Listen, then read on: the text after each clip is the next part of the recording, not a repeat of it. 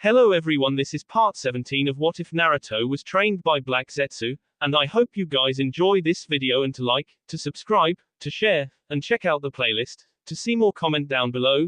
Now let's start the intro. They call me a god. They call me a god. They call me a god. Join my membership, the perks are great. It's in the description. Though her eyes were fixed on the group of children playing tag around the jungle gym, Ino's gaze seemed to stare straight through them, fixed on the past.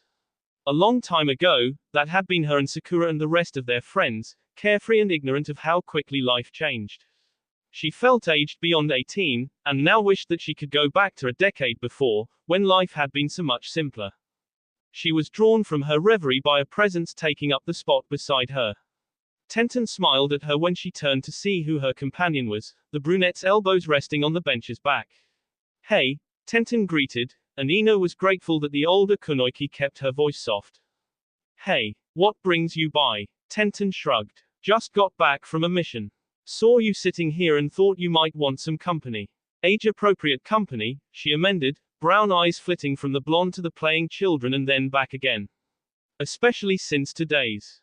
I know. Tenten fell silent at Ino's curt interjection, waiting until the younger woman seemed to settle herself again before quietly apologizing. Sorry, I miss him, too, you know. Yeah, I know, sorry, it's just, she sighed. Everything. She rubbed her forehead with one hand, hoping it would alleviate her ails. Hard to believe he's been gone a year. More than that, Tenten murmured, though she made sure not to let her companion hear. Naruto's status as killed in action and the ceremony honoring him at the memorial stone had taken place a year ago, but it had taken a couple of months for his status to go from active to MIA to Kia. Ino probably didn't need that reminder, though, she seemed stressed enough as it was. Did you want to see him? Ino sighed again, and this time the breath that came out seemed like it carried the weight of the world with it. She smiled wryly at the weapons specialist. I guess we should, huh? Her gaze fell to her lap for a moment, contemplative, before saying, all right, and standing with a groan of effort. You're really milking this whole thing, Tenten observed wryly, standing up beside the blonde. Ino snorted with a sudden bout of good humor. You have no idea. Tenten's laughter echoed out a moment later. Pun totally unintended, she managed between breaths. She threw one arm around the younger kunoichi's neck and led her away to the memorial stone. But maybe we could all use a little more laughter, especially on a day like today. LLL. With the sun shining down and nothing surrounding him but blissful silence disturbed only by the wind rustling the tall grass, Naruto felt at peace. The grassy knoll he sat cross-legged upon was somewhere in the land of grass-lush countryside, in an area far removed from any cities, so he could meditate without any fear of interruption. Meditating was a loose term for what he was doing. The quiet helped him focus on expanding the range of his green sight technique. Even though he had the beginnings of a spy network set up to keep tabs on Akatsuki's movements, and thus avoid them, the blonde's own bread and butter came from surprise attacks. He didn't want to fall victim to his own methodologies again, especially since he knew how potent they could be. There was a flicker of chakra at the edge of his senses 5 miles away. Blonde eyebrows furrowed over closed eyes. He would recognize that mishmash of humanity and nothingness anywhere. The real question he'd never been able to answer was why Zetsu's chakra appeared like that to his green sight technique, when everyone else's was so normal. Your stupidity is astounding, especially considering how methodical you are. The sun and wind faded away to be replaced by the dank cold of the Kyuubi's prison. You're not making any friends here. Not all alliances need to be built on friendship. Many are built out of necessity. Case in point. Naruto shrugged. Fair enough. Did you have something more meaningful to share, or can I get back to work? The Kyuubi rolled his eyes, then said, I've come to offer you power. I'm not using your power anymore. Akatsuki. The Kyuubi's paws slammed against the bars of his cell, sending ripples of water out from the shockwave. Naruto jumped at the impact, taking a step away from the biju, his train of thought lost amid the clatter. I've noticed. He bellowed. It's been over a year since your battle with the Yonbi Jinchuriki. Did you think I was unaware that you haven't drawn on my chakra since that time? Your trepidation is nearly palpable. They have a guy who can track Jinchuriki who used the biju's power. Naruto shouted back, now more angry than intimidated. Your power. And you think I'm just gonna take you up on this offer and give myself away? I'm safe right now. You're delusional, snarled the fox, if you think you're safe the way you are now. Desperation breeds ingenuity. Akatsuki will find you, and they will kill you, which will be my end. And that is unacceptable. Are you only motivated by self-preservation? Aren't you? The QB shot back. That is the core tenet of our partnership, is it not? Naruto remained silent, unwilling to grant the demon the satisfaction of admitting he had a point. The power I wish to share with you is not my own. Ha! What do you know that I don't? Plenty, but that is beside the point. In this particular instance, senjutsu. What the hell is senjutsu? The QB settled down in his prison and laid his head over his crossed paws. Senjutsu is only one of the powers used by the Rikido sennin. It is the manipulation of natural energy, which is infinitely more powerful than the pathetic ninjutsu used by you humans. Naruto crossed his arms and scowled at the slight, but didn't rise to the bait. What's natural energy? And if it's so powerful, why don't more people use it? Simple. It is beyond the breadth of most humans to understand. And you think I'm different? The QB's muzzle pulled back to reveal sharp, white teeth. Naruto didn't find the gesture reassuring. The fox's amusement often came at his own mockery. Not especially. But you have an advantage in me. At Naruto's raised eyebrow, the demon let out an aggravated huff of air. The biju, he explained with the slowness of talking to a toddler, are constructs of natural energy. Your silence. As it so happens, you managed to stumble upon the secrets of natural energy some time ago, but have merely dabbled in it up to this point. Wait, what? Silence. One more interruption, he threatened. Annoyed as he was, Naruto knew not to push the demon's buttons. He raised his hands to shoulder height in a gesture of acquiescence, and the fox continued, good. Now, natural energy is present in the air and the earth, in essentially all components of the natural world. You don't even realize the extent to which you use it. Your plant-based jutsu, your sensing abilities, yes. Naruto lowered his questioning hand, pressing past the testiness in the biju's voice. Sorry, you're saying I've been using natural energy this whole time? That's how I created Midori Shiyoku no Jutsu. Yes and no. As I was saying, your jutsu have a basis in utilizing natural energy because natural energy connects the media through which you channel your chakra, but your chakra is still the active component. You could consider the natural world through which you use your jutsu as a conduit for your own chakra, and the natural chakra present there strengthens your jutsu. Your teacher, the vegetable, he is an amalgam of humanity and the natural world, so when you attempt to sense him, the natural energy present in the plant networks you use senses only the human aspects of him, not the natural aspects. Ooh. That explains why Zetsu always looks so weird to Midori Shiyoku no Jutsu. Naruto wasn't sure he fully understood what the QB was saying, but from what he could understand, he at least had an explanation as to the anomaly that was his mentor. Now, senjutsu is performed by wielding natural energy as the chakra source instead of the mixture of physical and spiritual energies humans utilize. As it isn't limited by physicality or willpower, which waxes and wanes with time and emotional imbalances, it isn't subject to the same constraints as jutsu performed by human chakra, and thus is exponentially more potent. Do you remember how my chakra increased the growth of your plants against the Akatsuki woman? That is but a glimpse of the power of what senjutsu can do. Hold on then. If using natural energy is like using your chakra, and Kisame can sense your chakra, how is learning senjutsu going to help me at all? He'll still be able to track me. The chakra you take from me is impure because of how I was sealed. It retains some quality of natural energy, but as I am not whole, neither is my chakra stable. Nor do you humans know how to utilize the chakra of the biju in its purest form, even when calling upon it as a jinchuriki. The senjutsu I am proposing for you to learn would be similar to how the vegetable uses it. It would be undetectable by any form of conventional sensing. Seems pretty powerful. His eyes narrowed in suspicion. Why you sharing this with me? You have no reason to help me without getting something in return, and this doesn't seem to do anything for you. At least before you thought you could break the seal if I kept using your chakra. There will come a time when your current skills are not enough, and your principled stubbornness to not use my chakra will get you killed. This is unavoidable, your machinations are not foolproof, and they will eventually fail you. Such is the folly of humankind. As I refuse to let that happen, and you're too stupid to see the benefit of my strength, I must make certain concessions to preserve my own life. Well, thanks then, I guess. So, how do I learn senjutsu? The QB chuckled, a deep sound of amusement that reminded Naruto far too much of his tutor's dark side. You practice self-reliance and yet think I'm going to simply impart upon you the secrets of senjutsu. Your audacity is astounding. He closed his eyes in a gesture of dismissal. Even if I did know how to teach a human to utilize natural energy, it would be hypocritical to do so, given your philosophy. There is time yet for you to learn. Enjoy the training.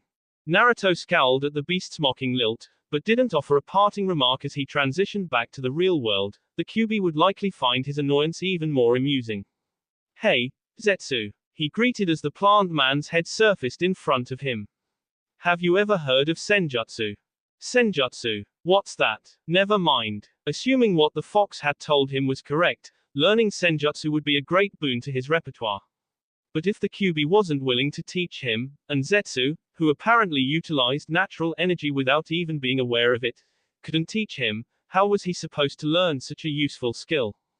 At least when he'd been studying plants, poisons, weapons, and elemental ninjutsu, he'd had a basis for his training, a foundation from which he'd learned and built from. He'd had guidance in the forms of Zetsu, Tenten, and Asuma, whose knowledge he'd soaked up and then manipulated to his own style. But here, all he could say was that he now knew natural energy existed, and that he'd sort of been making use of it for some time. Naruto heaved a tired sigh, his peaceful meditation broken. This'll take a while. LLL. Son of a. Oh, it must not be going well. What gave it away? Naruto unleashed a burst of wind that raised the tall grove of bamboo he stood into waist height. I'm starting to think natural energy is a bunch of bullshit. Damn, QB's probably just laughing his stupid ass off. Your frustration is quite amusing. Couldn't you see for yourself? Yeah, frickin' hilarious, he muttered. Like I wanna talk to him, giant jackass. If it weren't for him, you wouldn't know about natural energy at all. Big whoop, Naruto groused. Like I've made any progress since I learned about it. After 2 months of trying to channel natural energy, the blonde was on the verge of a mental breakdown. It was one thing to not see the results he wanted as quickly as he would have liked, like when he'd originally started to learn to throw senbon or use wind ninjutsu, but at least in those areas he'd been able to make visible progress and slowly build to something. Plus, he'd had people already better than him to catch up to and prove that progress could be made. Here, it seemed more likely that he was being played for a fool. No progress, no teacher, no evidence at all that the fox was telling the truth. Aside from Zetsu, Naruto sighed, letting his head loll backwards and closing his eyes to the tiny beam of sunlight that shone upon his face. Natural energy explained too much of the unnatural phenomenon that was the renegade plant man, from his sporadic chakra pattern to the ease with which he manipulated green matter. That Zetsu wasn't even aware of the fact that that's how he was doing it was even more frustrating. Even when he told his mentor about it in more depth, Zetsu hadn't been able to offer anything more helpful than, oh, and, how interesting. The situation was maddening. A break was in order. Using the attack prevention technique to travel through the earth, he eventually resurfaced in a hollowed-out burrow beneath one of the land of grass-overgrown hillsides. Settling himself down under a hole he'd created for venting smoke to the outside, the blonde pulled out his sealing scroll and unraveled it, applying chakra to summon small squares of yellow paper and stalks of hops and lavender stored within. The jars he'd carried around while in Konoha had always felt bursome, but now that he was on the run, their weight felt magnified. And even though he had the poison mist technique at his disposal, it felt awkward to not keep his usual array of poisonous liquids and gases on his person in some form. As a result, he'd had an enlightening conversation with a passing Sunanin, who, courtesy of the Devil's Breath, had divulged some of the secrets to the Hidden Sands puppetry-based tricks. And, ironically, the solution to his problem came down to a skill that should have been near and dear to him, sealing. To fit such a multitude of weapons inside a puppet's body, seals, not altogether dissimilar from the standard storage seals Tenten was so fond of, were used. And to successfully use gaseous poisons, Sunanin sealed the vapors into breakable pellets that were timed to release their contents upon impact. Naruto didn't have access to such pellets, though he supposed he could get them if he so desired, but he didn't need them. As he was activating the poison bombs by hand rather than through a puppet, he could use his own chakra as the trigger, similar to an exploding tag, rather than simply relying on an impact that would break the bomb's shell. As a result, he merely needed a basis for the seal that held the poisons, and a tweak to whatever timing matrix was built into it. Fortunately, the Sunanin he'd conversed with had been more than willing to hand over a sample, and the blonde had continued to marvel at the power of the devil's breath powder, and after some searching, he'd managed to find a vendor in Kasagakure competent enough in Fuinjutsu to make the modifications required. He'd thought about creating the seals himself. After all, it would have given him the connection to his clan that he'd so desired, but without any real sealing expertise, the process would have been arduous and time-consuming. Fuinjutsu, according to the vendor he'd talked with, was an art form that required paying attention to every minute detail, and Naruto's patience was already being used up on trying to understand natural energy. Using a match, he lit a small fire and threw the hops and lavender into it. Naruto caught the resulting smoke in a small bubble of wind chakra, expanding his elemental manipulation as the hops eventually turned to ash. When that was done, he picked up one of the yellow squares and held it up against the sphere of wind. With a small application of chakra, the smoke inside slowly filtered into the seal-inscribed paper, which wrapped itself into an inch-sized sphere after several seconds. Naruto repeated those motions with the additional papers until his knockout gas was completely gone from the wind bubble. A dozen yellow spheres lay around him as evidence of his work. Now that that's done, Naruto flinched and hurled a senbon at the wall, where Zetsu's head was watching him from several feet up. What the hell, Zetsu? You scared the crap out of me. But we've been here the whole time, don't say you forgot about us. I thought you left. Don't you normally have better things to do than annoy and terrify you? Not really. Fantastic, Naruto grumbled. He could feel Zetsu's yellow eyes watching him as he putted about his makeshift home, tidying up his mess to draw his mind away from his frustrations. Scooping up the poison bombs, he dropped them in a small bowl for safekeeping and waited for his mentor to speak. Zetsu never stayed around if he didn't have something to say. What's your next move? Are you gonna give up? The blonde scowled to himself. With his back turned, the gesture went unnoticed by his tutor.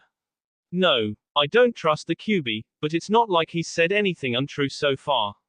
He's motivated by self-interest, so hurting me in the long run just hurts him. He's like you, but more invested in my life than you are. Oh, Naruto-kun, you make it sound like we don't care about you. I don't. Naruto allowed himself to smirk in amusement. Actions speak louder, Zetsu. You wouldn't hang around if you didn't care at least a little. There was a deep grunt, followed by a brief turr from White Zetsu. If the plant man's darker half had any visible facial features, the blonde was sure his mouth would be twisted into a scowl.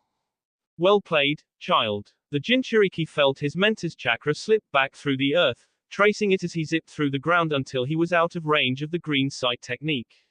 Until next time, he murmured to the empty room. LLL.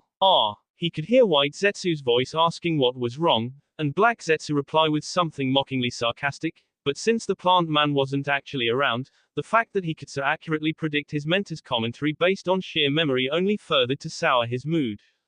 Frustrated with his continued lack of progress with natural energy, he laid backwards in the foot-high grass and pillowed his hands behind his head. Blue eyes squinted into the sun and eventually closed against the harsh light. It was so peaceful in the outdoors, with the breeze whistling through the grass the only sound around. He could easily see why Shikamaru loved to spend his free time looking up at the clouds. Thanks to Akatsuki, Naruto didn't find the sight of the clouds all that comforting anymore, so instead he let his mind wander, relaxing into the embrace of the surrounding weeds. Maybe I should get a new home. His hovel, if it could be called that, wasn't terrible, but when compared to how he'd lived in Konoha, the blonde knew that continuing to rough it in the wilderness wasn't what he wanted, even if it did keep him out of the public eye. There were too many amenities he missed, not to mention the stability of having a place where he could prepare his poisons in a more conventional way. He released a calming breath as a vision formed before his closed eyes.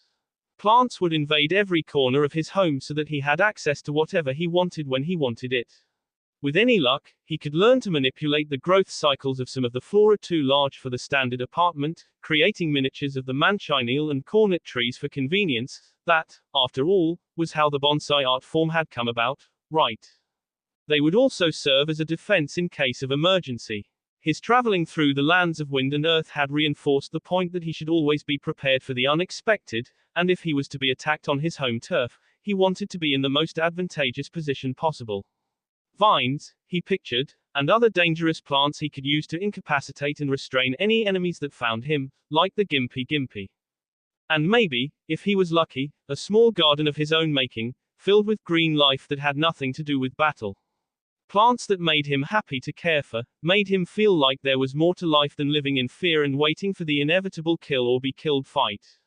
So you can achieve it, interesting. Naruto opened his eyes at the Kyuubi's interjection, an annoyed expression that felt strangely misplaced twisting his features. He wanted to snap at the fox and challenge the Bijuu's amused cynicism, but a feeling of peace that flowed through his body, following the blood in his veins, tempered the instinct. The sun, which before had been bright and nearly overwhelming, now pulsed with a life-giving warmth. He could sense a boundless energy emanating through him from above, not dissimilar to adrenaline, but instead of being spawned from excitement or fear, it merely resonated a deep calm. Around him thrummed the energy comprising the grass, and even further out, he could sense a vaster power hidden in the land of grass forest. He marveled at the sensory input, noting the collection of human chakra signatures a dozen miles out on the edge of his mental periphery. So far, way further than Midori Shiyoku no Jutsu. I told you natural energy was power, those markings. The warmth of the sun was replaced by the dankness of the Kyuubi's prison, the fox's lips pulled back in a snarl of hatred to reveal too many sharp teeth. Naruto took an instinctive step backwards, unused to dealing with the Bijuu's naked hatred. How did you tap into his power? Whose power? What are you talking about? He looked down into the water at his feet, staring at his own rippling reflection and trying to see what had stirred the Kyuubi's ire. Even in the dim, yellowish light, the markings the fox spoke of were hard to miss, a circle in the center of his forehead, with a single dot inside it, shadowy lines rimming his eyes much like Gaara's, thicker lines trailing from the inside corners of his eyes out to his ears, and two more short, curved tear tracks on either side of his nose. What the?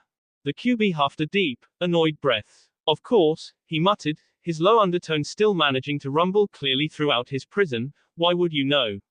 Stupid. Those markings are the same ones which decorated Senjuhashirama when he used Senjutsu.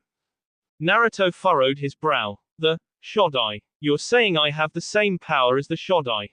The Kyuubi seemed to lose whatever trepidation the markings had initially caused, settling his head upon his overlapped paws and closing his eyes in a careless gesture. Who knows? The possibility exists, though you're less intimidating than him by far. After a moment, he opened one eye, observing Naruto, who seemed to be frowning at his reflection, dissecting his facial markings, before closing it again and musing. Senjutsu takes many different forms, depending upon what aspect of the natural world is drawn upon. Given your particular skill set, I suppose it makes sense that you would utilize the same or a similar vein of natural energy as Hashirama. Only through practice will you determine to what extent your power copies his. Yeah, thanks. The sun's warmth returned with all the suddenness of a lightning strike, and the brightness was such a stark contrast to the Kyuubi's prison, magnified by the natural energy coursing through his body, that he couldn't help but shut his eyes. Ah, shit. He could hear the Kyuubi's sadistic laughter in the back of his head as colored spots danced behind his eyelids. Stupid, son of a, he snarled, angry at his temporary blindness. Then he heaved a long sigh. Let it go, Naruto. Just focus. Another deep breath. While his eyes remained closed, he focused on easing the tension from his body, letting his muscles go slack and allowing his body to mold back into the grass. The sun's radiant heat helped him relax, a pleasant pulse that seemed to beat in time with his heart. It revitalized him, filling him with a strength and peace of mind he hadn't felt since he'd been too naive to recognize his own weakness and the threats facing him. He focused on the feel of the natural energy now that he knew it was there, tentatively exploring the surroundings with enhanced senses. Even after wielding nature as a weapon for years, he'd never felt such a connection to plant life before. Once again, he focused on his sensory abilities, marveling at the updated range of the green sight technique. There was a squadron of 4 shinobi about 12 miles out. 3 were standing on the ground, feet tangled in grass that reached knee-high. The 4th was crouched in a large redwood tree 30 feet above ground, one knee in contact with a branch. It seemed that everything not comprised of natural energy was lit up like a flare in his sensory perception. The chakra of the faraway shinobi appeared bright blue to his vision, a stark contrast to the emerald green of the trees and vines and grass. He followed their movements as the person in the tree stood up, the remaining 3 ninja leaping to join their companion on the high ground and taking off into the distance. Blue eyes opened slowly after the quartet left the range of the green sight technique, Naruto leveraging himself to his feet and stretching towards the sun. What else can I do? He took several steps and noticed that the sun's warmth immediately felt more muted, that the surrounding grass no longer seemed to lend him its strength. A brief activation of the Midori Shioku showed him nothing of interest within 5 miles, and he cursed at the reduced sensory input. Damn it all. Naruto sat back down, closed his eyes, and took several deep breaths in an attempt to quell his anger. Time seemed to stretch as he sharpened his focus on how natural energy had felt, trying to push aside the irritation that accompanied failure. He eventually fell into a light doze, and only the trickle of serene, vibrant energy flowing through him shook him from his rest. An easy breath escaped his lungs through lips lifted in a minuscule smile, relief that his one success hadn't just been a fluke flooding his body alongside the natural energy. Slowly opening his eyes so as to not be blinded by the sun, the blonde marveled at the greenery around him, at the limitless strength at his fingertips. Tentatively manipulating the grass natural energy, afraid of losing his tenuous grasp on it, Naruto carefully performed the seals for the spring's growth technique. Grow, he urged mentally as his fingers came together in the final seal. All the grass in a 100-foot radius surrounding him sprouted to 7 feet high in an instant. A nearby rabbit lay prone on a cushion of green, skewered by leaves as suddenly sharp as a sword. Naruto gaped. This is awesome. My new weapon, this might just do the trick. LLL. Naruto's stillness was matched only by the nights, the dead air of the land of grass summer a quiet companion. Much like the surrounding plant life, the blonde was relaxed, the thrumming energy the sun provided muted in the presence in the moon. Mastering natural energy, though the renegade doubted he'd achieved as such, his strides in harnessing it notwithstanding, had been as arduous a process as discovering its existence. Natural energy, as he'd found out over the course of months and months and months, was finicky. Naruto had yet to figure out if it was some aspect of natural energy itself, or if it was just because he was used to using what he'd now come to think of as human chakra for his techniques, and the switch was simply challenging, like undoing years of muscle memory. The 2 energy types were vastly different, and after becoming familiar with natural energy, he could only think of describing human chakra as artificial. And that had been the problem, or at least a giant stumbling block in learning senjutsu. He'd started out trying so hard to utilize natural energy through his own chakra that he hadn't realized how poorly the 2 melded together. It worked in a way, because using the 2 in tandem had been how he'd unknowingly used the spring's growth technique and manipulated flora previously, but the efficiency loss was massive. Not to mention that plants simply didn't like being fed artificial, human chakra. He couldn't force nature to work for him, he had to, as zen as it sounded, become one with the greenery. That had been the key to opening up the new world of opportunity that now lay before him. There, 8 miles out, kneeling down and picking mushrooms, a steady pulse of human chakra. At least the last 2 nights hadn't been in vain, he mused, sinking into the ground and traveling languidly towards his target.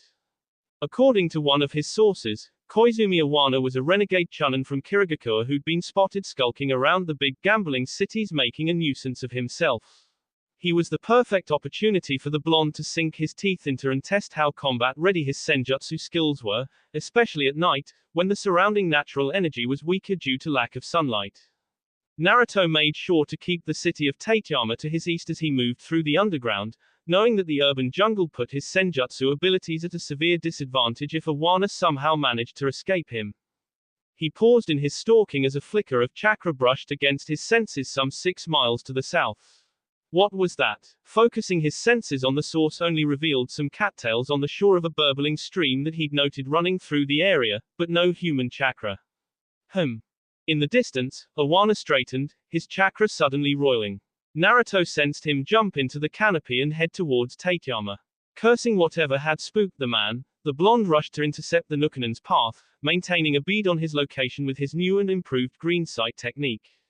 He quickly overtook the fleeing Nukanen, rising from the earth and manipulating the trees to drop their leaves in a furious blockade.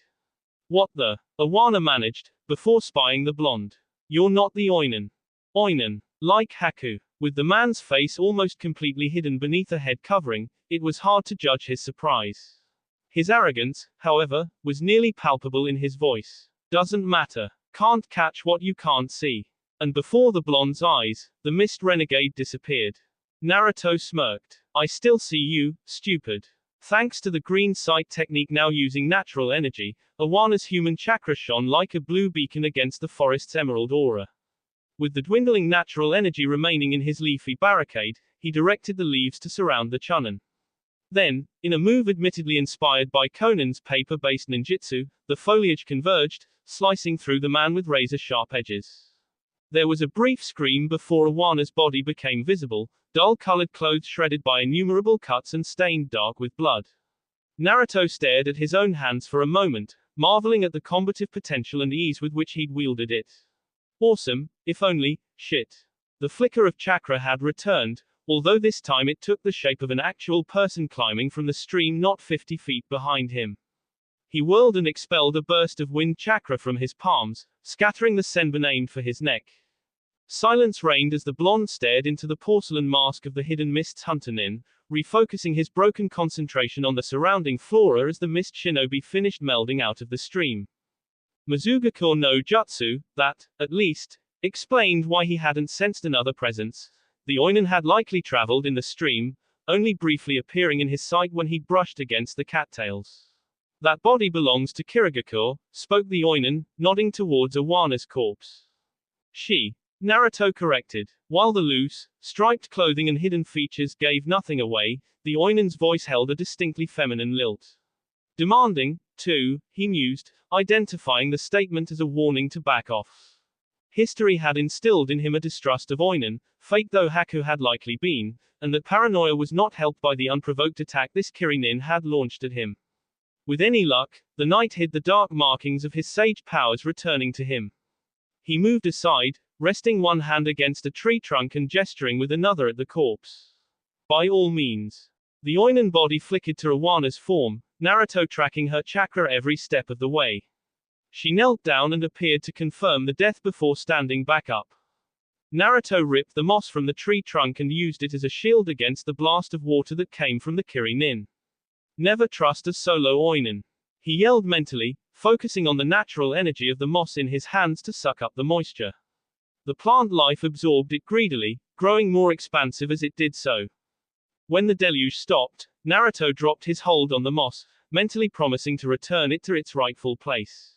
Once again, he and the Oinen stared each other down, blue eyes taking note of the short sword, a wakizashi, his training with Tenten identified, now gripped in her hands. He reached for the natural energy in the trees beside her, summoning silent vines that looped around her wrists and neck and hoisted her high. The wakizashi dropped, but two quick one-handed seals had the vines grasping at a substituted piece of bamboo instead of flesh. Naruto dove forward in a handspring, away from the Oinen's jab at his spine, the grass around his hands lancing towards his assailant mid-flip. She leaped backwards to avoid the sharp flora, melding back into the stream and disappearing from view. Naruto scoured the bank of the stream for any sign of the likely fake hunter nin, but the hiding in water technique appeared seamless. He stretched the few cattails that lined the banks to their limit, attempting to sense the kunoiki with the green sight technique, but could only detect her spreading her chakra throughout the water. A brief frown twisted his lips. Still some problems, huh? Natural energy was incredibly powerful, but it definitely had its limits, or at least some kinks to iron out and work on. Just because he could feel artificial chakra that touched greenery didn't mean that he knew how it was being used. But then, that was the whole purpose of this experiment, wasn't it? The stream suddenly rose up in a wave, the Kirinin riding its crest as it crashed down over the blonde's position. Naruto backpedaled quickly, once again activating the absorptive properties of the surrounding moss even as he noted it wouldn't be enough. He fought the urge to disconnect from the gathered natural energy and simply throw out a wind technique to end the fight. Gotta finish this test run.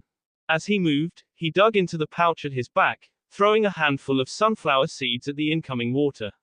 Senpo, Tane Bakuden. Explosions dispersed the wave as the natural energy stored inside the seeds burst. The oinen tumbled for an instant before finding stability and landing beside her discarded wakizashi. She grabbed it and charged Naruto, who blocked with the piece of broken bamboo she'd used as her earlier substitution. He thought he heard the Kiri-nin snort behind her mask as their weapons clashed. Yeah, laugh it up. The thing about bamboo was that it grew fast. For a plant, anyway. But fast enough that, in the olden days, interrogators used to place it under the fingernails of potential informants and simply wait for it to grow and cause excruciating pain to get the answers they sought. Combining that natural growth with the potential growth accessible via senjutsu gave the blonde all sorts of ideas. Naruto activated the Shinra Bansho, sinking into the ground to his waist and surprising the oinen. Her thrust left her overextended, and he immediately took advantage of her situation by jabbing the bamboo into her stomach. Senpo, Sashiki no Jutsu. The bamboo branch pierced the oinen and appeared to simply grow through her, 4 blood-stained stakes erupting from her back. She hacked up even more blood, the thick fluid landing on his head and streaming through his blonde hair to his face. Ugh, are you kidding me? He pushed forward on the Kiri-nin's dead weight, letting her fall backwards only to be propped up awkwardly on the branches of the sage art, cutting technique. Stupid, grumbled the blonde at nothing in particular, deactivating the attack prevention technique and running a hand through his hair. He brought his hand down and held it close to his face, simply staring at the blood staining it for a long moment, mind a whirl with too many thoughts. Then, slowly, he curled his fingers into a fist, blue eyes taking in the view of the damage his technique had caused and the power now at his disposal. Yeah, that'll do. LLL. She watched him with hard eyes and stoic features, no shred of emotion crossing her face, a near-perfect reflection of his own expression. The only difference was where the gazes were focused. Ino was all too used to the looks her body drew, but Anko had told her that that was one of the greatest assets of a kunoichi, and to not be afraid to use it to her advantage. Several more seconds lapsed before she leaned forward slightly and said, "So, we know you have accomplices. If you talk now, maybe we can do something for you." Silence, not that Ino expected anything more. That was fine though, she didn't need words to get the answers she was looking for. You know we'll find them, right? She continued. A brief quirk of his lips, a flicker of arrogance. Aha. Konoha has pretty tight security. There can't be more than, what, 2, 3 of you, tops. Movement in the cheek, signifying grinding of the teeth. Only 2 others then. She laced her fingers together and placed her chin upon them. Your job was to infiltrate our intelligence division. It's not too hard to guess that your accomplices are in different departments to further cripple us. Logistics, cryptanalysis, a slight wrinkle of the upper lip, the beginning of a sneer. Medical research, analytics, defense. Another tick. Gotcha. A knock on the door interrupted her next line of questioning. Ino turned to see Abiki standing in the doorway to the interrogation room. She rose and walked past him. When he shut the door, she turned to face him with crossed arms. Abiki raised an eyebrow at her. Any luck? He's got 2 accomplices, one in cryptanalysis and one in defense, she replied. Given their placement, I think they're trying to sabotage our intel in preparation for an invasion, but why a small village like Omegakure would be interested in attacking us is beyond me. Do they even have the forces?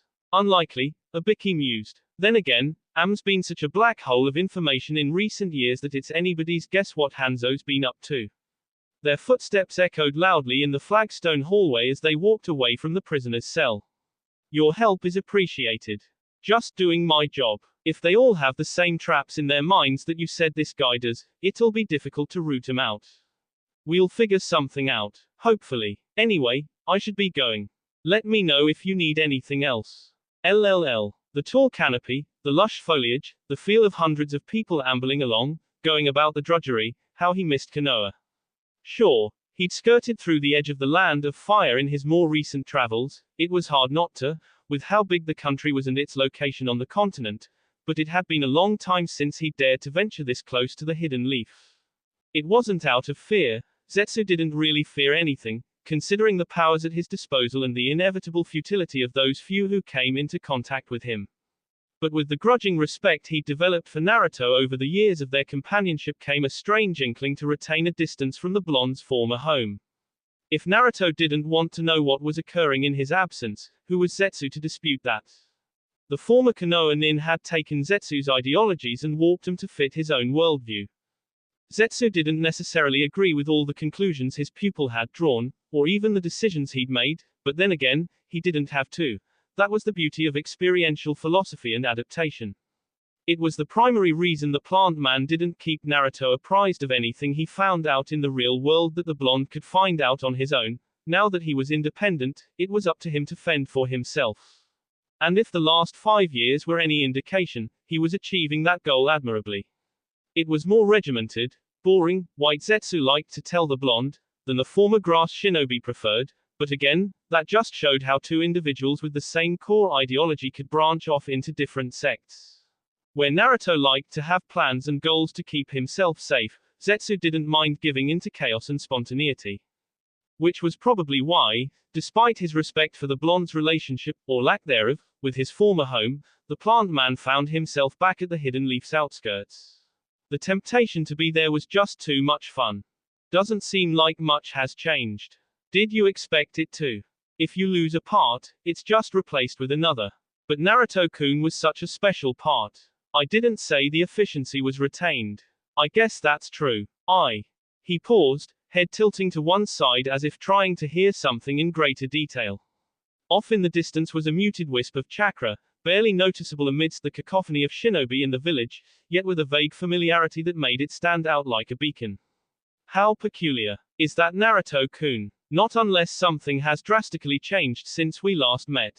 His two halves in unspoken agreement, Zetsu sank into the Land of Fire's root system with the mayfly technique, homing in on the location where the chakra source was originating. When he eventually surfaced, concealed within the depths of an oak trunk, it was across from a school playground. Children, too small to even be considered a morsel to the plant man's palate, were being led outside by a handful of adults to be sent off with individual adults, parents picking up their kids, he assumed, judging by the similarities in the chakra signatures. Yellow eyes affixed themselves on the chakra signature which had garnered his attention, the Nukanen's normal eye widening in disbelief. Well, this is unexpected. What should we do? Isn't it obvious? I guess you're right. As he slipped back through the foliage and moved away, Black Zetsu couldn't help but add, if nothing else, the fallout should be quite entertaining. LLL. Masao-kun, do you have my right here, Maki-san? Maki Kimiko, hunched octogenarian, reached for the jar the strawberry blonde was holding out to her and tucked it within the folds of her yukata. She smiled at Masao, the crow's feet around her eyes crinkling.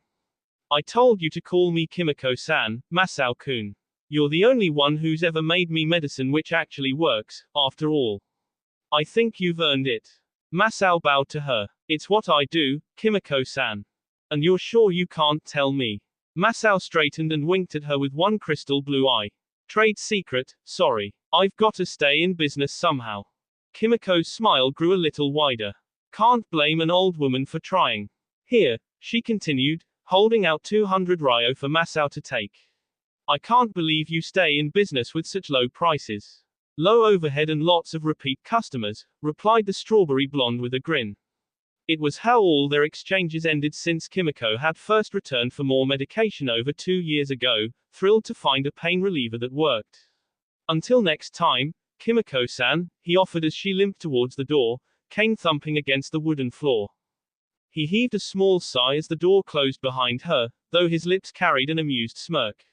Sometime over the last couple of years, he'd actually managed to build a rapport with a strong clientele who loved his products, and the strangeness of that phenomenon had never quite left. Of course, it helped that his medicines were some of the best on the market, and at prices that severely undercut any compeers. What he told Kimiko was true, after all, and hardly replicable by others. After locking the main door, he headed to the back room, where 3 heads of short blonde hair were hard at work on various tasks. Hidden from sight in the back, Naruto's shadow clones didn't need to disguise themselves from the prying eyes of the general public. He pulled the mixture of berry dyes from his hair, returning it to its natural color, and stoppered it in a small vial, With minimal applications of natural energy, he'd found he could strengthen or weaken different natural dyes and change his hair color at a whim, useful for blending in without relying on a henge. Done. All three clones turned around and tossed him lazy salutes with mocking grins. Yeah boss, they chorused before dispersing. Naruto went around and finished cleaning up their workstations, putting the different products they'd been working on away. Between using replicas of himself as employees and either finding all his ingredients in nature or growing them himself, the shop was a great, simple business. And given that the land of grass was famous for its plant-based products, living in Katori, the country's second largest city, behind Kasagako proper, was essentially hiding in plain sight. Not that he wasn't careful. An array of drugged spies in foreign countries kept him apprised of changes to the continental status quo, while a network of plants he carefully maintained allowed him to remain wary of any threats on his home turf. He unlocked the door to the loft above his shop and stepped in, taking a deep breath and letting the scent of fresh herbs wash over him. Even after years of getting used to the smell, nothing soothed him quite as much as the green life in his loft. Tendrils from hanging plants drooped around him like beaded curtains, and Naruto touched them as he entered, drawing strength from their nearness. He moved into the kitchen and set a kettle to boil, musing what he should make for dinner. Thwip thwip. That was close. Every time. Really. Naruto failed to hide the grin that formed, shooting a furtive glance at the small cactus sitting on his coffee table. With much manipulation, he'd raised the plant to recognize Zetsu's specific chakra signature and shoot out spines wherever the renegade popped up.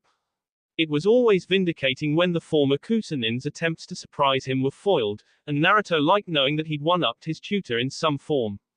If you'd knock like a normal person, he suggested. Normal is overrated. Is it safe now? The blonde beckoned for his tutor to fully appear, watching as the plant man finished melding out of the floor as far from the offending cactus as possible. Both yellow eyes were fixated on the small plant, white Zetsu's half-mouth turned down in a frown. Neither side seemed to appreciate that Naruto had more control than him over even one plant. So, he said, picking out a blend of tea leaves and putting them in a cup, to what do I owe the pleasure, I guess. Oh, the pleasure is all ours this time. Ooh, can I tell him? Pretty please. Naruto scowled suspiciously at his mentor, hands clenching the countertop. Black Zetsu's mocking sounded far too pleased, and White Zetsu was too eager to divulge whatever information he had. On their own, that was troubling. Together. Shit. Tell me what. You have a son. White Zetsu blurted. Naruto felt his fingers go slack, his body seemingly disconnected from his brain. Blankly, he managed, I what? You're a father. Congratulations. Yes, congratulations on this wondrous accomplishment. He ignored Black Zetsu's dry insincerity, grappling for a semblance of common sense to latch onto. But I don't even, where? How? Well, drawled White Zetsu, we were visiting Konoha.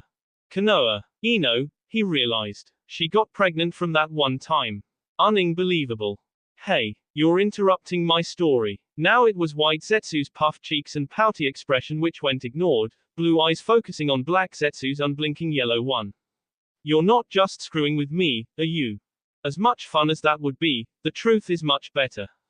Naruto watched him for a long moment, scrutinizing his mentor, before demanding, take me there. LLL. The surrounding foliage gave Naruto a sense of power that he felt he was sorely lacking at the moment. Or maybe it wasn't power he was lacking, but simply control. With everything going his way recently, he was so used to having his plans executed correctly that this new wrench felt like a shock to a dead system. When was the last time he'd been so blindsided by something, or been forced to improvise? Too long, apparently, answered his cynical mind. After traveling for nearly a day in absolute silence, Naruto wasn't sure whether to consider the voice in his head a good thing or not. Instead, he turned to his traveling companion. So, how'd you actually find out I have a son? Damn, that would take time to sink in. You mean, aside from the obvious physical resemblance? Came the sarcastic reply. We sensed it in your chakra signatures. You what? Black Zetsu exuded a long-suffering sigh. Every person's chakra is unique. It's based on several properties, one of which is elemental affiliation. Another component is genetic, and parents tend to pass on elements of their chakra to their children. Exceptional sensor type shinobi, like us, can pass out each person's unique chakra signatures, whereas the more common sensing techniques can only sense chakra presence. Since your son's chakra includes aspects of your own, with which we are quite familiar, it was easy to determine that he was your spawn. More common sensing techniques, Naruto thought dryly. Feels like I'm being called out. But Zetsu's enhanced sensing abilities made his task tricky. As good as the natural energy enhanced version of the green sight technique was, its main use was in determining what chakra didn't belong to the green world. It couldn't pass out the unique aspects of chakra signatures like the rogue Kusanin could, which meant Naruto had to confirm his tutor's tale the hard way. And getting close to Konoha for the first time in 5 years in order to see his son was rather discomforting. We're near. Naruto shook himself from his stupor and summoned natural energy to himself, sharpening his senses. He turned his head slightly to the west. There's a lot of people over there. Don't worry, Naruto-kun, they're just kids. Hardly a threat. His goal isn't to kill them, idiot. Then why's he so scared? The unknown, most likely. Zetsu, either help me or shut up, the blonde groused. Testy, but fine. Everyone's outside, probably for a break. Your son is there, noted Black Zetsu, pointing slightly at an angle to Naruto's line of sight.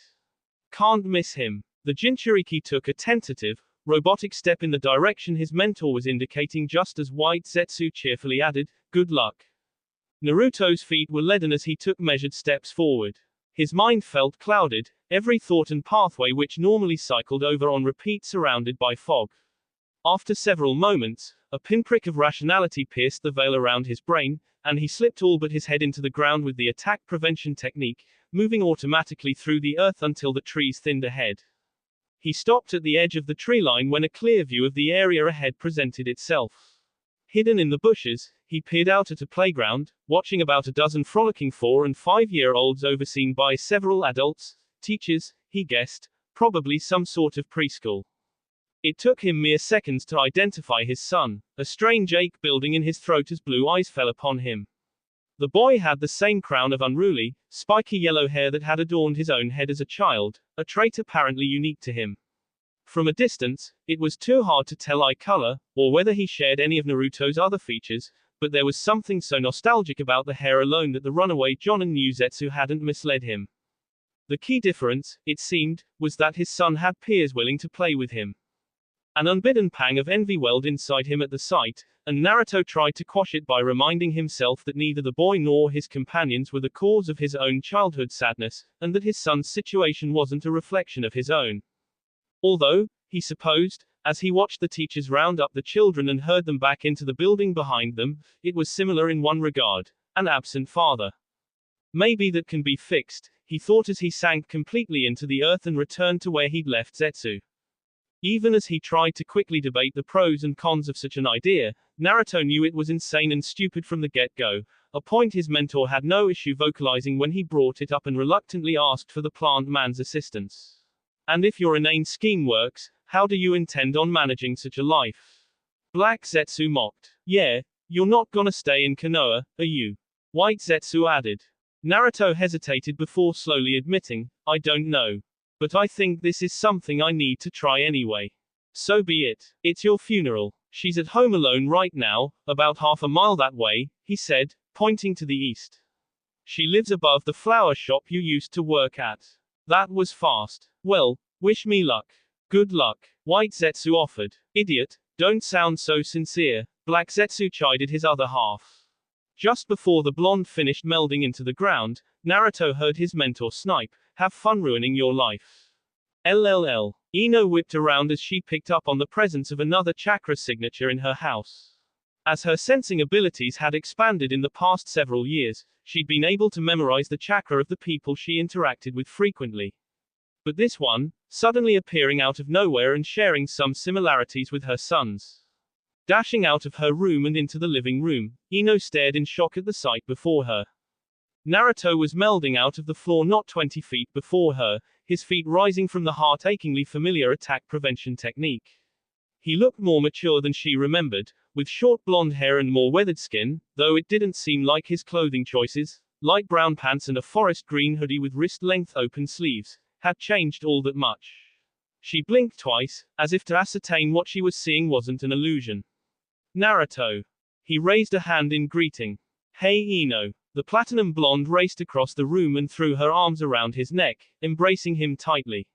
You're alive, she whispered. Holy shit, I can't believe it. Then she released him and took a step back, her tone getting louder and more indignant. Where have you been? Well, Jiraiya sent me undercover on a long-term mission, and I'm finally, Ino. There was now several feet of distance between the two blondes. Ino's lips were contorted in a deep frown. I've been working in T&I since before you disappeared, she began, a sharp lick of acid tinging her words. In that time, I've learned every tale in the book about when someone isn't telling the truth, and I know that you're lying to me. So I'll ask again, where the hell were you? T&I, Naruto thought, blue eyes pensive. If she'd really started an apprenticeship in the torture and interrogation department as he'd been getting close to leaving Konoha, her sudden coyness about her future goals made a lot more sense. Ino's growth during his absence was probably nothing to sneeze at then, so glad to see him, the younger Ino wouldn't have even questioned Naruto's answer. This complicates things. He'd expected some resistance from his fellow blonde, but her intuitiveness was better than he remembered, or expected. Crystal blue eyes hardened to meet the steely gaze Ino was leveraging at him. He was now on the defensive and had nothing to lose by going all in. If she wants the truth so badly, fine. I left, he stated simply, choosing not to get into the specifics of where he'd been. It probably didn't matter where he was so much as why he hadn't been in the Hidden Leaf. And why was that? Because I needed to be free of all this, he said, gesturing broadly. There wasn't anything here for me, and wasn't anything here for you. Ino echoed dangerously. What? So our friendship meant nothing to you? Our date, us sleeping together, were you just using me? Naruto resisted the familiar urge to scratch the side of his head, unsure of how to respond. Being around Ino again made him feel like a teenager. And he apparently couldn't lie without being caught, so, kinda, but. There was a powerful sound of skin on skin as Ino's palm connected with Naruto's cheek. Bastard, Ino seethed, baby blue eyes narrowed in fury. Yeah, I probably deserved that. I didn't force you to have sex with me, he told her calmly, and I never asked for you to like me romantically. You were my best friend, he continued in a soft voice, hoping it would soothe her, and I appreciated that friendship, but I made up my mind to leave way before we became that close. Then why'd you come back, Naruto? Why shouldn't I tell someone that you're back, alive, right now? The hostility remaining in her voice indicated that his hope was likely to go unfounded. He took a deep breath, prayed for the best, and admitted, I just found out about our son, and. No way in hell. I want to meet him, Naruto finished. Ino let out a cynical bark of laughter. You think I'm just going to let you, walk in here and take my son away? Fat chance. Doesn't it say something that I came back? You shouldn't have left in the first place, Ino snapped. Naruto let out a growl of frustration. Playing nice didn't seem to be doing anything in the face of his former teammates' wrath, which he'd severely underestimated. How much had changed over the past 5 years? Will you let it go? What's done is done, I can't change the past. Besides, I had to leave. Why? Because living here sucked, he shouted. Ino took a step backwards, surprised at his sudden raised voice. Look, he continued, fighting the urge to throw his fist through a wall, maybe I had you and Tenten and Jiraiya, Shikamaru, Choji, Asuma, Shizune, but it was too late by then, okay. I stopped caring about people respecting me or whatever, but to hate me for something I had no control over. I didn't want to get stuck working for and protecting people who just didn't care. I cared, Ino replied in a more normal voice. So did Tenten, and everyone else you mentioned. Was that not enough for you? Naruto hesitated before responding. Truth be told, he'd had much the same thought as his exit from Konoha had drawn nearer, finding the companionship of his friends, few though they were, a comforting presence, even in the face of everyone else's disdain. And there had been temptation in that. But the allure of a plan years in the making, his bid for freedom, had won out, and so he'd pushed the thought out of his mind so he could live his life without that regret, even if he had others. I don't expect you to understand, he answered. It seemed better to avoid the question, as Ino was likely to follow it down a path that just raised her ire and worked against him. I don't think anyone really understands anyone else unless they've lived through the same experiences. I'm asking for you to trust me. Another bark of laughter, this one skeptical. Trust you. You've changed so much. No, Naruto admitted, I'm just more honest about who I was back then. Who you are is a selfish asshole, Ino growled. And I'll be damned if I let you near my son. He's my son, too, returned the blonde irately, and if you think keeping me a secret from him is a good idea, then you're wrong. The Yamanaka scoffed. I think I know more about what's good for him than you do. Really, because of the two of us, I'm the only one who knows what it's like to grow up without a father.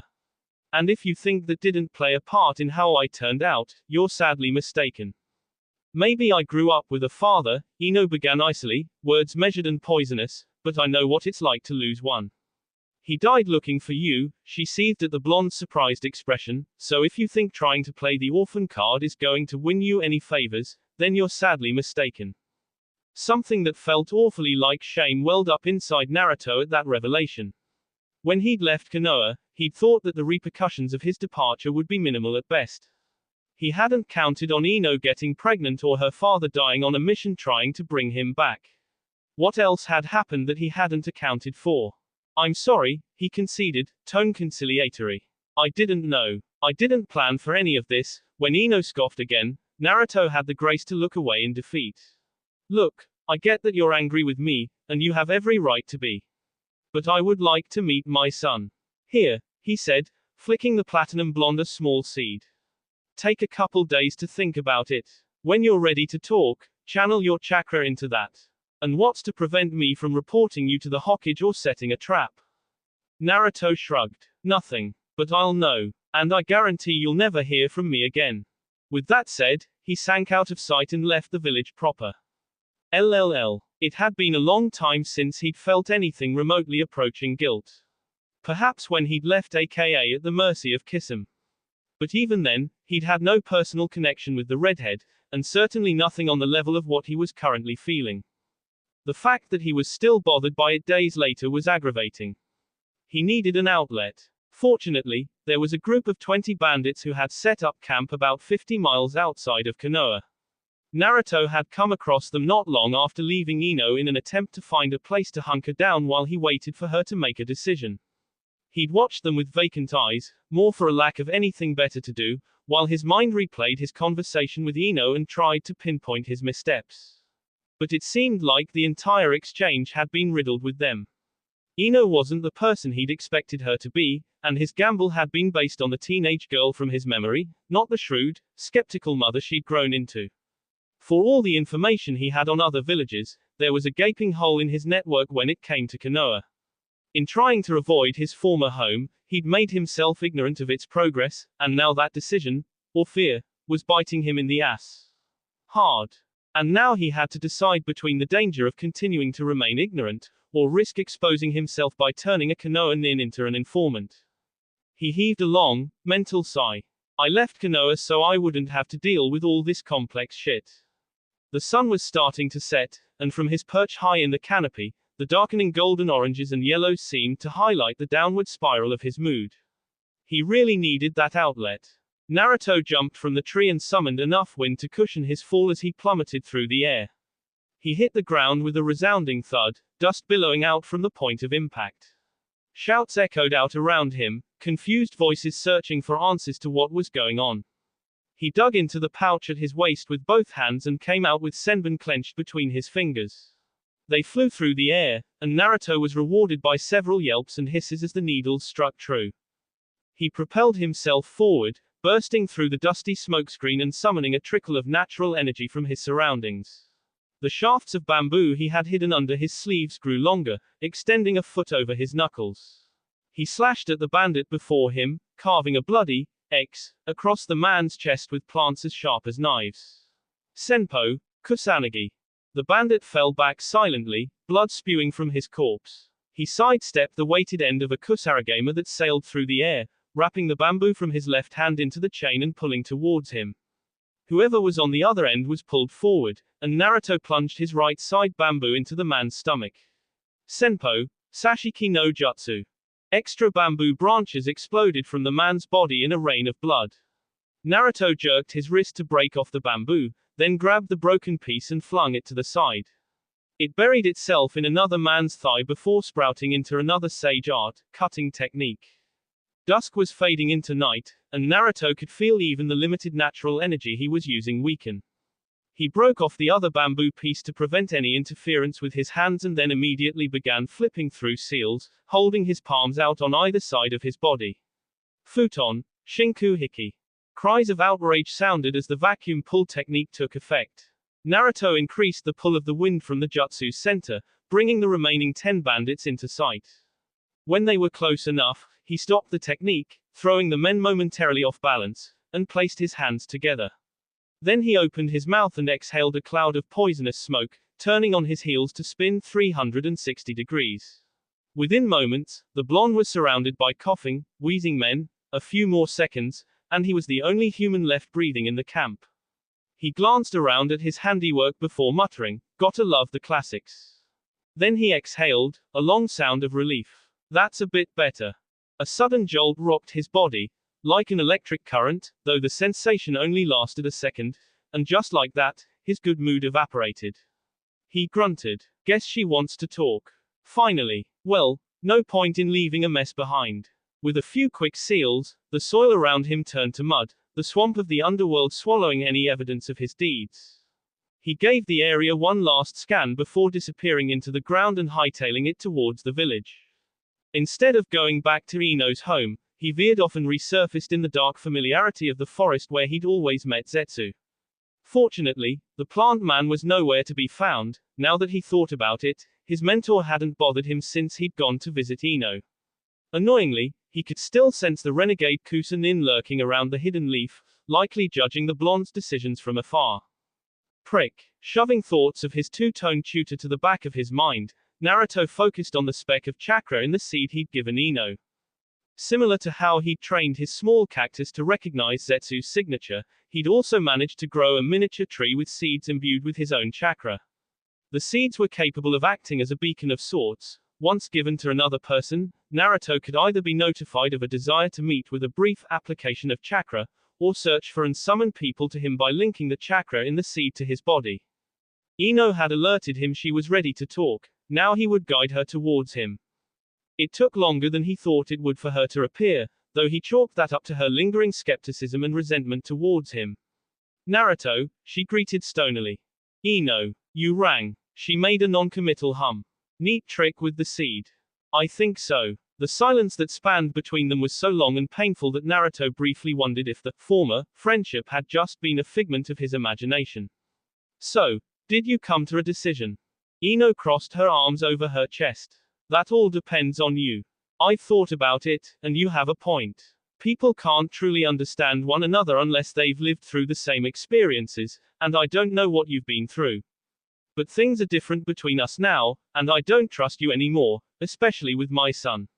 So, since you're asking for something big from me, I want something big from you. Naruto arched an eyebrow. Like the Psycho Denshin. A tremor of something akin to fear ran through the blonde's body. Even though all the Yamanaka clan techniques involved telepathy on some level, the holding door mind transmission, which Ino had told him she was starting to learn around the time of his departure, was the quickest and most effective form of mind reading in Konoha, and likely the continent. It would essentially put all his memories on display for her, like flipping through a photo album, or watching a movie. Silence rang between them as Ino studied him with analytical blue eyes. He was beyond hesitant to allow his former friend anywhere near his memories, and rightfully so. There was no telling what she could or would do to his mind while she was probing it. But he'd already lost significant traction in his byplay with the Yamanaka, and now he was stuck playing her game instead of his. So the real question became, was there truly anything more to lose going forward? He'd already exposed his existence to Ino, and the one thread of biology he'd discovered, not even a distant cousin, but his own child, was a few steps away. All that stood between them were a few self-imposed obstacles, rules he followed for the sake of his own sanity. But his actions over the past few days had resulted in a shredded rulebook and windblown scraps of paper, all for the sake of something with no guarantee of success. He could practically hear Zetsu telling him that the best things in life carried risk. Slowly, With careful consideration, the blonde nodded his consent. Ino took cautious steps forward, as if approaching an animal which could harm her at any moment, and reached out to place one hand upon his forehead. Her fingers whisked through his short yellow spikes. This won't hurt, she assured him. Then she closed her eyes and concentrated, and suddenly Naruto could see images flashing before his mind's eye, a long scroll with his life story inscribed upon it unraveling at her fingertips. It was bizarre, he supposed, to see his memories laid out and replayed in his mind, especially when Ino seemed to grab and hold onto some moments more than others. Years prior, when he'd meet with Zetsu to discuss some facet of social or shinobi philosophy, there had been times when he'd struggled to make connections to his own life, mostly because the memories had become diluted and scrambled with age. But now, with Ino flipping through his formative years, Naruto could remember why he'd become as jaded and withdrawn as he had.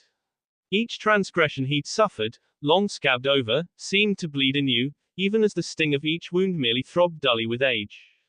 The minute Ino stumbled upon his first meeting with Zetsu, the platinum blonde shrieked in surprise and withdrew her hand from his forehead, baby blue eyes wide in a mixture of shock and horror.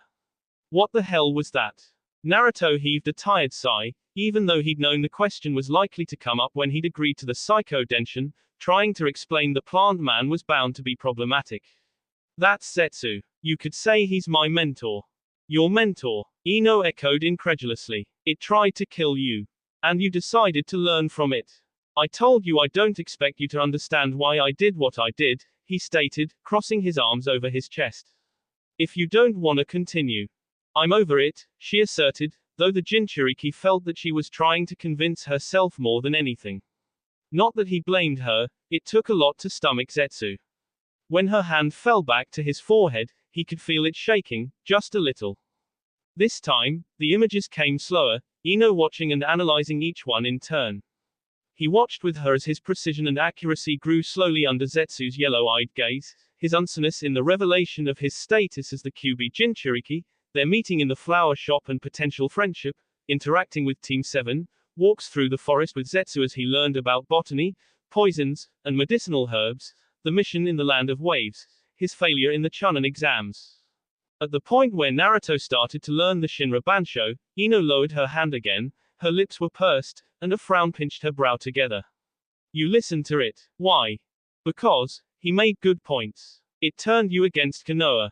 Ino shouted, baby blue eyes narrowed in anger. Konoha turned me against Konoha, Naruto corrected firmly. His own blue eyes reflected a surety that he knew exactly what he was talking about. You trusted that freak of nature over your village. Naruto stopped her by grabbing her wrist and placing her hand upon his forehead. Go back in, he ordered quietly. Go back in, rewatch everything, and then tell me that Zetsu manipulated me into leaving. Ino stared at him for a long moment, trying to understand his thoughts without actually reading his mind. Naruto didn't blame her skepticism. He'd gone from hesitant to allow her inside his memories to telling her to essentially psychoanalyze him. Now, suddenly, he wanted her to understand him, even if he wasn't sure she could. When the Yamanaka did as he requested, the previous memories began to replay, but this time they moved in something closer to real time. Instead of skimming them for fragments of importance, Ino was analyzing them for clues. Both blondes relived what felt like every word exchanged between Zetsu and a young Naruto over the course of months, up to the point where Ino had returned from the forest of death to a Naruto fed up with her idolization of Sasuke. Then, after reviewing all that, some memories twice, just to scrutinize them for every minute detail, Ino went back to his formative years and started sifting through those again. Naruto considered it a good sign. Every step he'd taken towards leaving Konoha had been prefaced by a specific instance he could point to in his past that drove him away from the hidden leaf. But Ino hadn't been privy to any of that, and couldn't see his thoughts as he'd had them back then, and was now looking for evidence to support why he'd made the decisions he had. It took a while to get through his childhood, but apparently Ino found what she was looking for the memories sped back up until they'd returned to where she'd left off. This time, she didn't slow down unless something caught her interest. His first conversation with Gaara, knocking the Sunanin out during the sound invasion, his reaction to her pretending to flirt with him.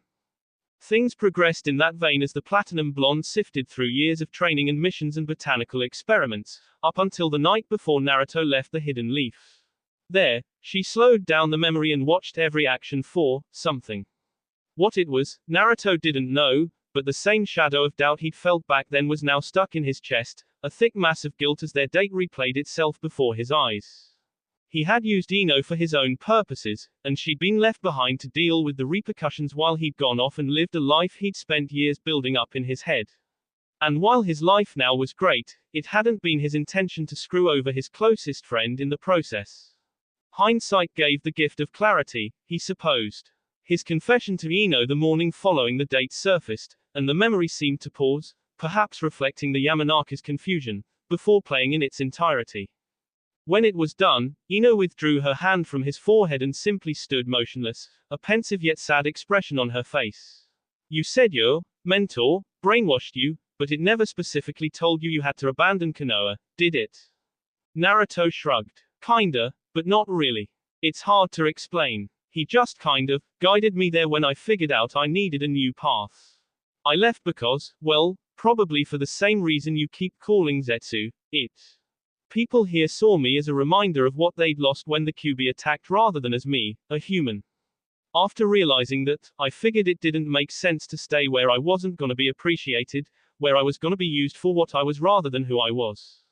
Yeah, I saw. Sorry, she apologized, though it seemed more automatic than sincere, and Naruto wasn't sure whether or not she was referring to how he was treated growing up or her dehumanization of his tutor. But you seemed happy when we were teenagers. Well, yeah, I guess. We had fun, and I liked training and hanging out with you and Tenten and the others. But the idea of protecting all these other people who couldn't stand me, who lied to me, I couldn't stay here. I didn't feel free back then, but now I do. Ino lapsed into another thoughtful silence before probing, what you said, after we slept together, did you mean it? Yeah, Naruto admitted, of course. You were my first and closest friend, and our friendship was the best part of being here. And I'm sorry about how things turned out, but, he continued, tone unyielding, I'm not coming back to Konoha.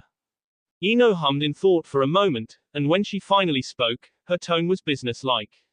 No, I imagine not. Whatever spell that had fallen between them during the psycho-denshin was broken, a day and waffling among hostility, stubbornness, and nostalgia taking root.